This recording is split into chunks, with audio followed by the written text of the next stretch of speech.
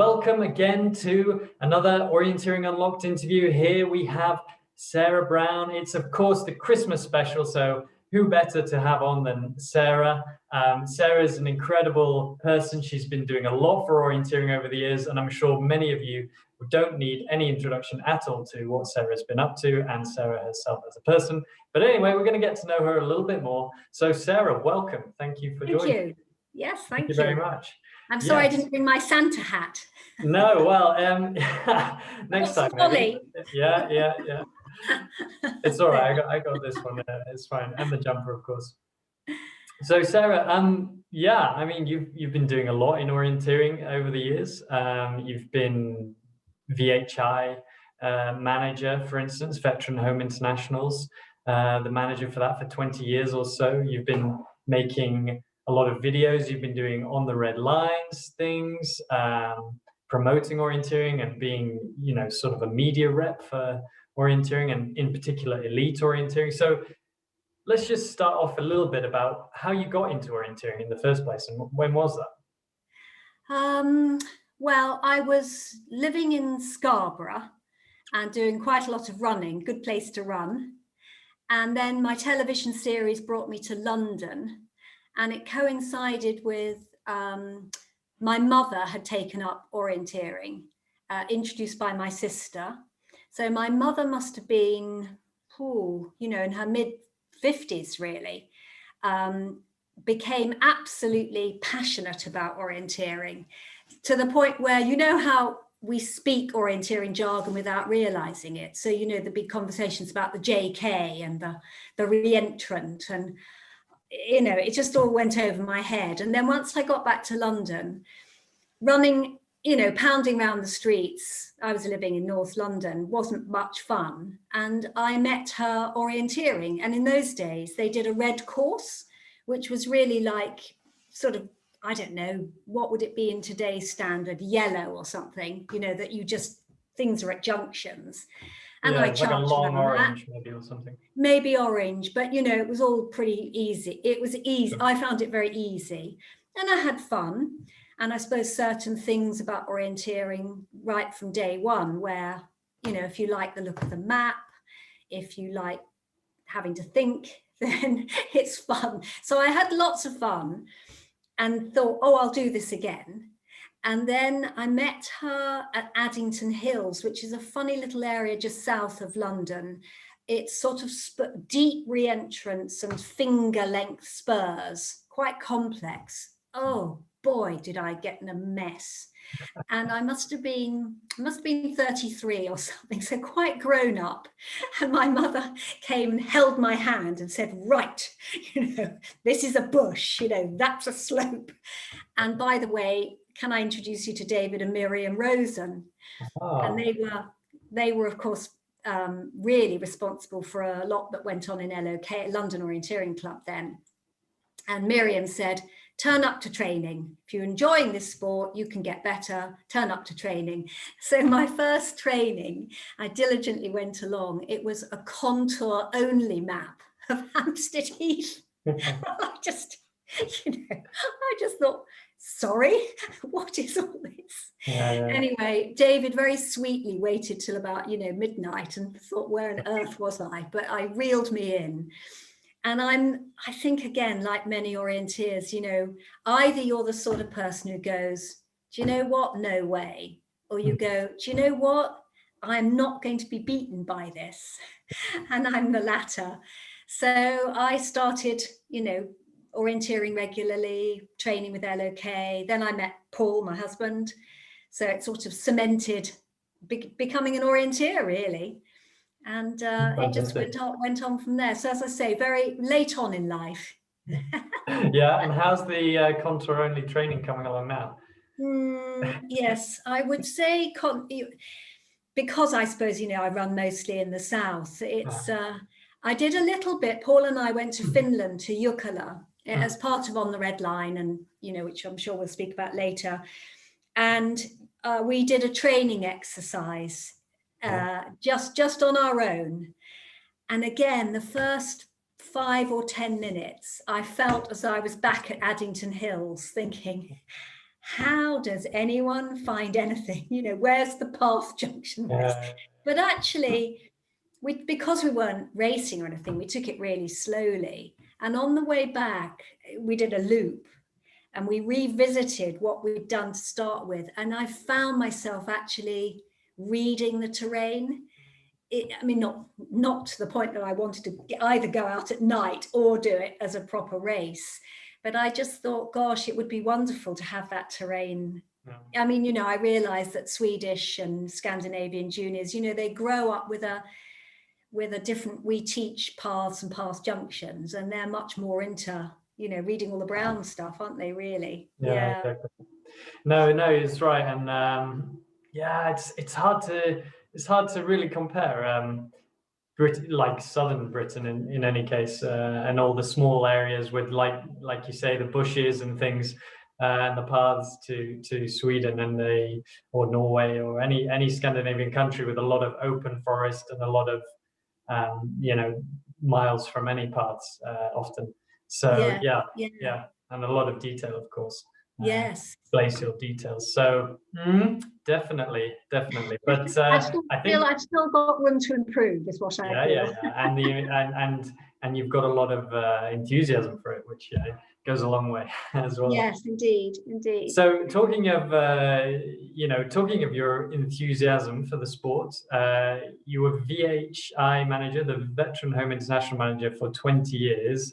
Just briefly, let's go through that briefly. What were the highlights of that? What, you mean you don't want a year-by-year account? I'm not really interested in the year by year, but I would like to know what was it that really drew you to that, and what was the best memory that you have from the VHI?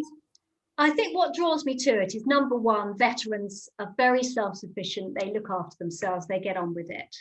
And as a manager, really, you're just responsible for trying to, it's a fashionable word now, you know, marginal gains. Did you get the porridge you like at breakfast? You're the one who wants bananas, you know, let me hold your coat because it's pouring with rain until you get on that start line. And those, you know, I felt I could make a very small difference, you know, that then might make the big difference. And I think also just being amongst top orienteers from all the nations, because it's quite sociable, out of competition. The conversations, the dedication, the breadth of interests, knowledge, fantastic knowledge and awareness. You know, it was a pleasure to be with those people. I think the very first year I did it, I did compete some years I managed, which was quite hard, but the first year, I think with just youth on my side, oh boy, you know, our teams came 1, 2, 3 and 4 in Wales. Wow. And it was just it was a brilliant feeling. And then, yeah, I mean, we have won a lot, and we've had some England this is, and there have been moments where, you know, the fingernails have disappeared. And then there's been some, we were in Ireland where we'd had a series of disasters. One chap fell in a ditch within 20 meters of the start and he was off to hospital. Somebody so reliable mispunched, and that was another team out. And then my memory was it was so touch and go, and you know, England wear red with a bit of white, and we were all staring at the forest, please be a flash of red. And then sure enough, it was our runner just yards ahead of someone, and it was so exciting. So it's brilliant. Yeah, I mean, those team events and team races and things, I think for me is what orienteering is becoming more and more about. And and I think in the beginning as well, I could say when I was a junior, it was the social as well that really attracted me to keep orienteering, as well as obviously the individual kind of development. Well, and of course the VHI, we run mixed relays, which now of course is at world champion level, you know, sprint level. So you know, that's fun. I think we've changed the format and there's less strategy now, but because I certainly enjoyed, you know, juggling all the combinations together, and that was fun. The pre the weekend, it was fun. Yeah, of course. Lots of good memories. No, that's great to hear about. And I hope you never ran out of bananas, did you? We were known for, doing some shopping. Yeah. Whizzing out to the shops. Yeah. All right, so moving on a few years from that, you decided to, start up On the Red Line and do a bit more media and promotion of orienteering. And in particular with On the Red Line, that's all about British elite orienteering. So what was the emphasis behind that? Why were you thinking of doing that in the beginning? Well, Ralph, our son, is in the GB team, and actually we'd sort of rather let him, it's his thing. It's great he's orienteering to such a high level, and we wished him well and wished the team well, but we weren't really ever involved. And then, although I knew Liz Campbell through the VHIs, because obviously she's Welsh manager for a while as well. And I became aware of how the government had changed funding and concentrating just on Olympic sports and Olympic medals. And in fact, I wrote to Catherine Granger about it, because I think, it's not the way to go. It's all this legacy. It's just ridiculous. Yeah, we like medals. Who doesn't? We all like winners, but, it doesn't last. And I think it's very sad for sports like orienteering. So I realized, that they were going to find funding much harder, because we're never going to be we're always going to be a bit of a niche sport, or that's likely. And but equally, I feel the elite orienteers have so much to offer in the small way that I was describing with being amongst the VHI people. I feel, the elites, what they're offering, their dedication, their attitude, their training routines, their technical knowledge. And, it would be good to really market that, in a sense, make that more obvious. And what we felt we could, do a lot visually with it, and be a sort of fan, almost like, let's be a fan of these people. Let's have a site that can be biased. I mean, the governing body have to get you there as athletes and do a selection policy and all that boring stuff. And we can actually just have fun with interviewing people, following races, being enthusiastic, and getting profiles of folk.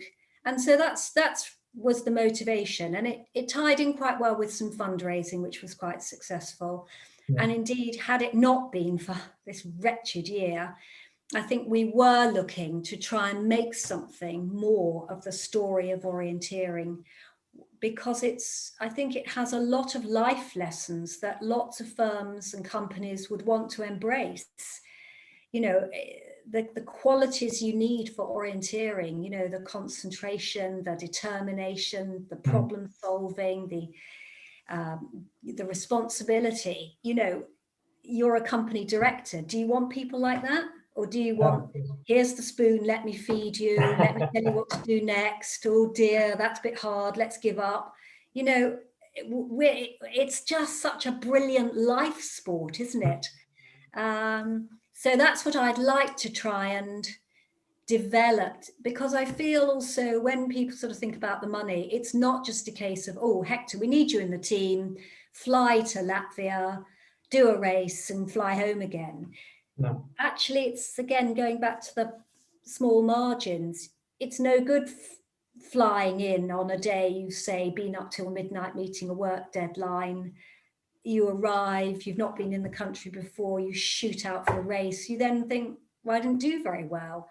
Whereas, say, had that particular runner taken 2 or 3 days holiday, arrived early, it makes all that, and that costs money, that in itself costs money. And the athletes, I'm very aware, having not worked with them, but, being involved with them, taking the time out of work, money on the travel, the extra nights away, it does all add up. Yeah, absolutely. You've got to be dedicated to the sport at an elite level, and unfortunately, like you say, the funding doesn't exist so much for people to feel relaxed enough to take multiple days or even weeks off to train and to do the preparation work that will make the difference in the end. So yeah, I think there is that chicken and egg situation a little bit with the way it's set up. But yeah, I mean, if you can get the athlete to be super motivated in the first place, then that, that whole level, that whole thing comes naturally, and then they can feel supported and everything like that. But that leads me on really into talking about what you've been doing other than this, and more recently, you've been working at grassroots level, sort of, you could say.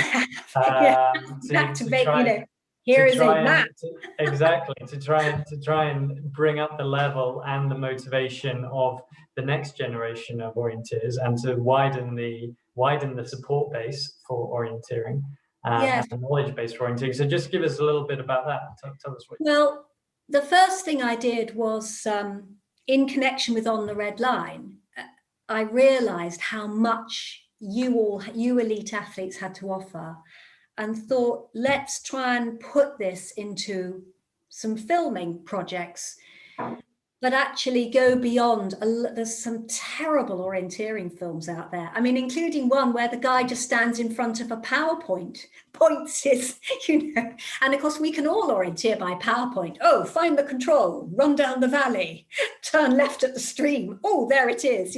I can find those controls. So I started off with the Get Up to Speed series, which included you, of course, showing the compass, and had, so we made 8 different technique films, and they were a big success. They've now also got Hungarian subtitles, I'm pleased to say, as opposed to you speaking in Hungarian, which was the choice I was offered, but I felt it was better to subtitle. And then, because the 8 just literally plunged in, Graham Griswood very kindly, sponsored by South London, my club, made a sort of beginners, and that was good fun, because he was great. We tipped up at this forest I've made them with Catherine Bett, who's a very talented filmmaker and editor. We do it all on an iPhone. There's no cameras, there's no, action lights, camera, makeup, food trucks, divas. Anyway, we met Graham in a forest near Stirling, and he turned up with a complete start kit, a finish kit, boxes of things, just the 3 of us in this forest. And we went and set up this film to show about orienteering. And afterwards we met a scoutmaster, and he sort of said, oh, what's been going on? So he said, oh, we've just been, doing an orienteering event. And I think he sort of thought, oh, the 3 of you. Anyway, that was great. And then what had occurred to me is that there was room at the very beginning to go into what is a map, to look at white level, to look at the really basic starting points, because people are very confused. At school, I think people feel it's DOV, big boots, big rucksacks, you're out all day. Other people seem to think, I just don't know, they just don't really understand orienteering, I don't think. So there seemed, partly because of COVID, a very good opportunity to make some beginners films combining permanent orienteering courses. Now, I don't know what you have in Sweden, but I think in Britain, they're widely there, but they're very, very underused, because orienteers sort of slightly go, you must be joking. Why would I go run out a permanent course? And people who don't know about it don't understand anyway. And of course, technology helps, because there was a time, if you want a map, you've got to turn up at the leisure centre on a Thursday, as long as there's not an hour in the month. And of course, now it's all, you can download stuff. So it's very easy. And I was researching a film, again, I did with Catherine, just about the use of permanent courses in general, because I think it helps landowners also feel, hang on a minute, we're not Top Tough Mudder, we're not the London Marathon, you've not got 50 million people trampling down your orchids or leaving litter, and I think showing ordinary people clearly enjoying something in the countryside and not, and being involved, and it sort of augments what landowners have to offer, and I think it's good. So we worked on that film with the Orienteering Foundation, and then when I was researching that, I came across Greater Manchester Orienteering Activities. And it's really the work of John Britton, Sue Birkinshaw, a couple of other people. And they have mapped 50 parks across Manchester. They're absolutely brilliant, brilliant website, brilliant setup. And I thought this is a basis to really make something more of these courses. And of course it transfers to the to nationally. It doesn't just have to be in Manchester. So we made 4 films. Interestingly enough, they're called Getting Going, Getting Started, Getting Confident and Getting Faster. And it is interesting that Getting Confident is the least popular. And I don't know whether it's just people, I thought, I wonder if that's so interesting. Is it that orienteers feel, well, I'm confident already, but I do need to go faster? I haven't done a survey. But it'll be the nice thing is, Hector, with that is that it has there are always the same hard to reach groups. And we all recognize the part that exercise plays in terms of physical health, mental health, social health. And it's given me, trying to promote these has given me a really interesting opportunity to write to walking groups and fitness groups and get off the couch groups. I don't know, we may only ever get one orienteer from it, but it doesn't matter, because if in a sense someone has gone out and done something different, and been the map, so it was a really interesting project to do, actually. No, I think it's fantastic, and I've watched the videos, and I think they're great. So yeah, I mean. And what I meant to say was, I'm very conscious of trying to, I think the things need to have a certain look. I know we're all totally nerdy when you're in tier, but you want to have a nice, nice range of people looking as though they're having, well, indeed they are having fun. They're not just looking. And of course, Merrill provided some really smart T-shirts, and I felt it sort of gave the films, a look, because obviously you don't want a load of club shirts because they're different clubs.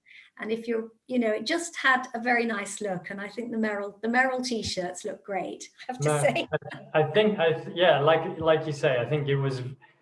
To me, I was very surprised by the level of professionalism and the way it stood out as 4 separate pieces of film that came together as a whole as well. So I really encourage anyone who is watching this to also go ahead and find that. You can find them on YouTube and anywhere else on the internet.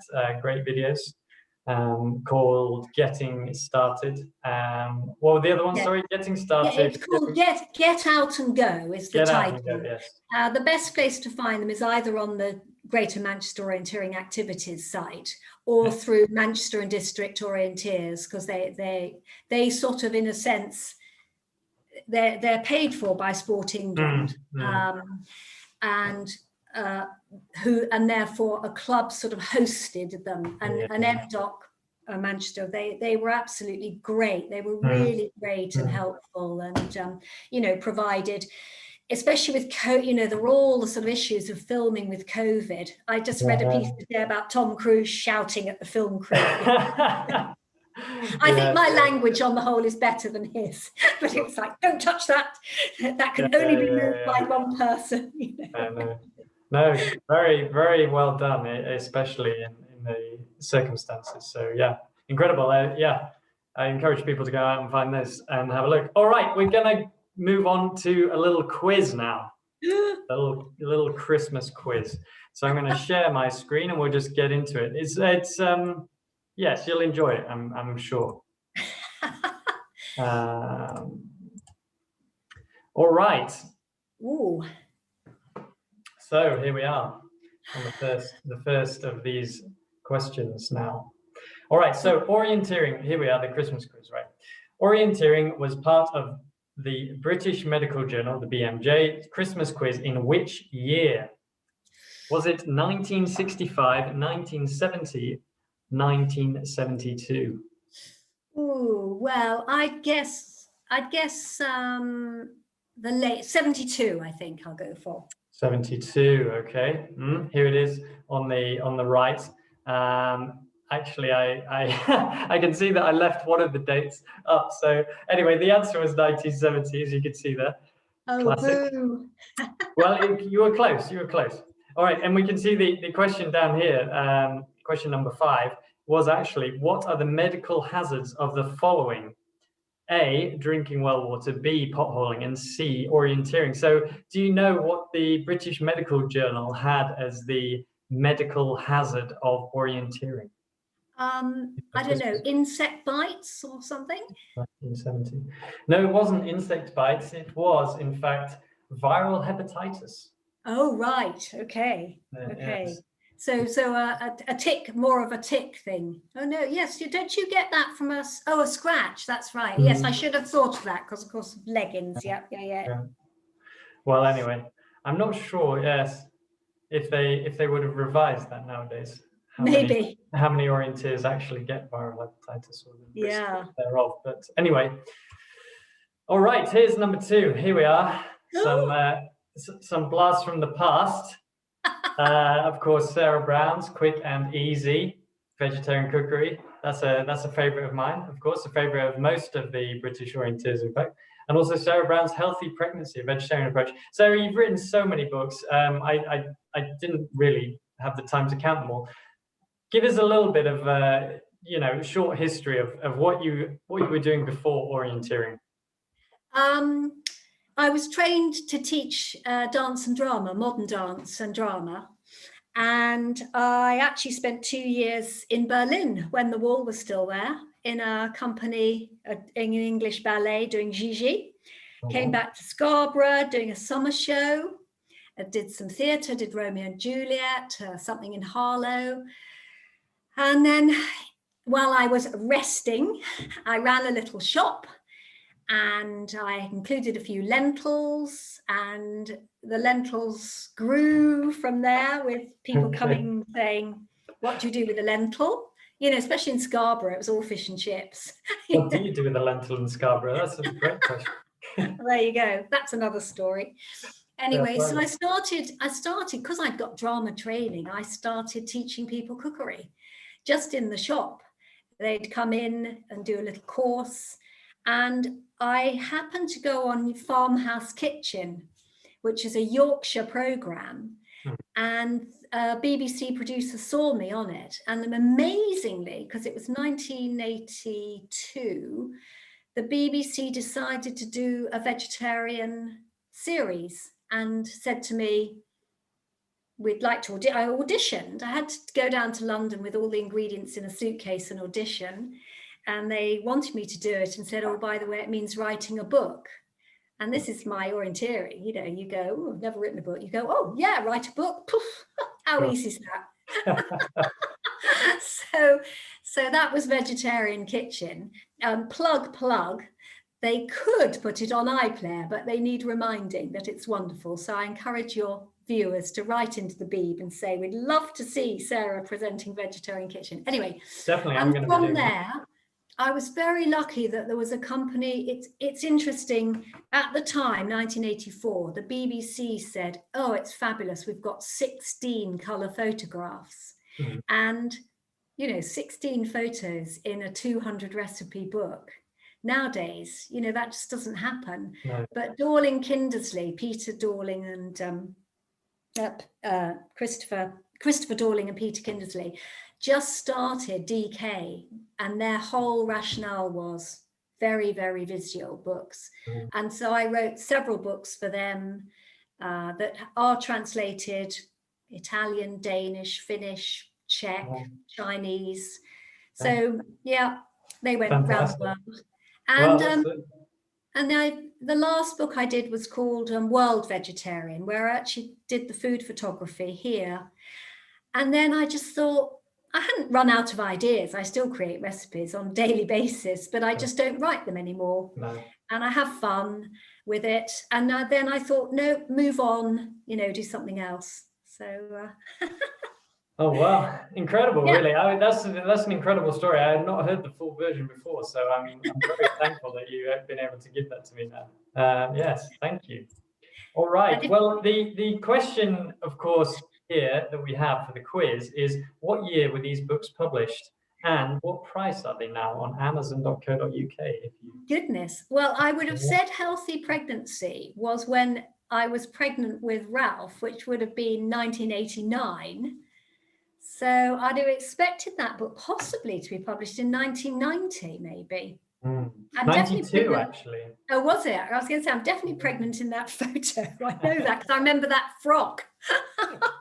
And the other one, I would have thought it was after Healthy Pregnancy. Now, let me just think. Would it have been? Yeah, maybe 94 or something. I don't know. No, actually, that was 89. No, was it? Quick and Easy in 89, apparently. You're going to ask me my favorite recipe in a minute. Well, yeah, I mean, seems like Quick and Easy led on to you being healthily pregnant, but yes. Maybe. So to speak. All right. Well, the price, of course. Ooh, I don't know. Any idea? Quick guess. $6.99 and $7.99.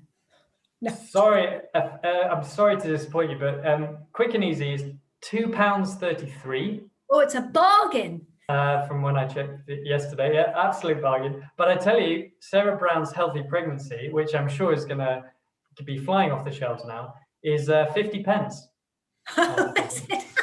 But surprisingly, I found on German Amazon, amazon.de, it's €14.15. Wow. Yeah, so more than 14 euros for the German market there. Yeah, jawohl. Right. Yes, of course. Yeah, I mean, it was incredible to read the blurb of the Healthy Pregnancy. You were talking a little bit about substituting forbidden foods and all of this. Do you remember any of that? I do. Well, there was a big thing about blue cheeses, and you had to be very, careful with those things. And I think also with it still was. It doesn't seem so long ago. Well, what is it? 30 years ago. But it's astonishing how much there was still that feeling of, oh, you don't eat meat. Goodness me, I'm amazed you've lived another day. Let alone you're giving birth, all this sort of anemia and folic acid and everything.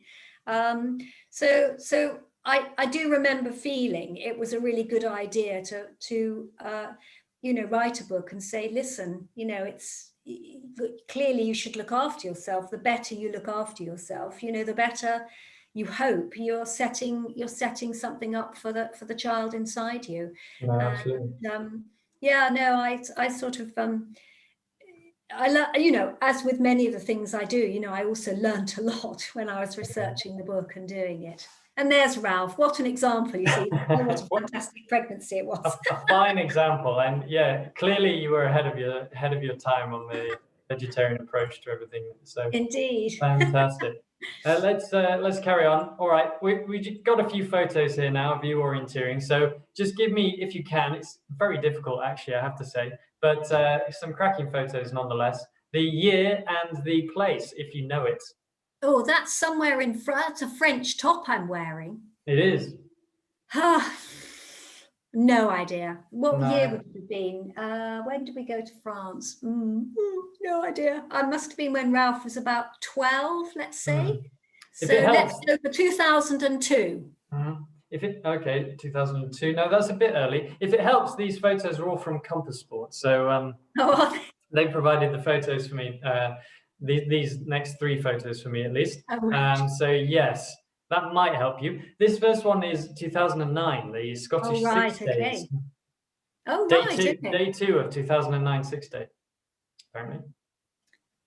Looks like the finish, or somewhere actually on a cliff, isn't it? So I got my eye on something, clearly. Well, yes. Giving somebody a look. You're looking very mean and keen. All right, this one. Oh, yes.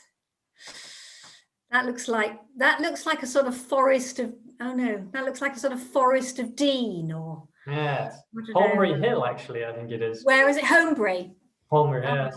Yeah. Now we were there in about that must be quite a bit, that's a bit later, I would have thought. So I don't know, 2009 maybe? Oh no, you just said 2009. Yeah, I did, but 2008 it was actually. Oh right, So, I was close to that one. Close enough. Yeah, very good with the vintage. God, All those right. half glasses, they're so unflattering, aren't they? well, it's an action photo. It looks great. Indeed. All right, here we are. Not so much action, wow. but looking fantastic. Here we are with the medals. Yes. Now, yes, we had a very successful slow women's relay. The three of us, all with Monica Bonafini. We've won loads over the years. Now I can't even see British Championships somewhere. Yes, it is British Championships. That must be earlier. I would have said that must be in the, say, 2000 or something. 2006, I believe. Oh no. Oh yes, gosh. So I've no idea where though. Well, looking as young as you did in 2000, perhaps. I'm not sure. But well done. A great relay victory, by the looks of it. So fantastic. Where was that, Hector? Do you remember? Did you find out? Gosh, 2006. I'm sure was it not Rose Isle? It looks a bit like Rose Isle. Oh, okay, maybe. Or was it Rose Isle or was it Colbin? Was it a Scottish one? Oh right, might have been. Yes, maybe. Yeah. Well, we look pleased. I must look that up. I'm surprised I've not got it written down here. I probably did look it up. Didn't write it down. Well, anyway, Sarah, that was fantastic, and I hope you're going to have a very good, festive period, New Year, etc. Thank you very much for all the hard work you've been doing, and thank you very much for coming on the show. Just briefly, give us a little bit about what the future is going to hold. What exciting things have we got coming up for you? I think the most exciting thing will be my call for the vaccine, which I hope comes very, very fast, because I so want to, take up the career, take up the traveling beyond the red line stuff, get with the British elites next year. I've been looking at interrail possibilities, but yeah. So, and I'm a project person, so something may come up. I've nothing quite yet. Although I was talking to somebody about, exploring the building on the how of the why of orienteering, because as I said earlier in the interview, all those qualities that make us orienteers, they're interesting and valuable, and maybe we need to talk a bit about those as well. Mm-hmm. Great. I mean, that sounds fantastic, and I'm excited at least to hear more and see more, and hopefully, work more with you in the future as well. So that'll be great. Thanks, Hector. Thank you. Yeah, no, thank you very much for coming on, and take care of yourself, and all the best with the vaccine when it comes to you. Thank you, and happy Christmas, and let's cross fingers for the new year as well. Yeah. Okay. Thanks, Sarah. Cheers. Bye. Bye-bye.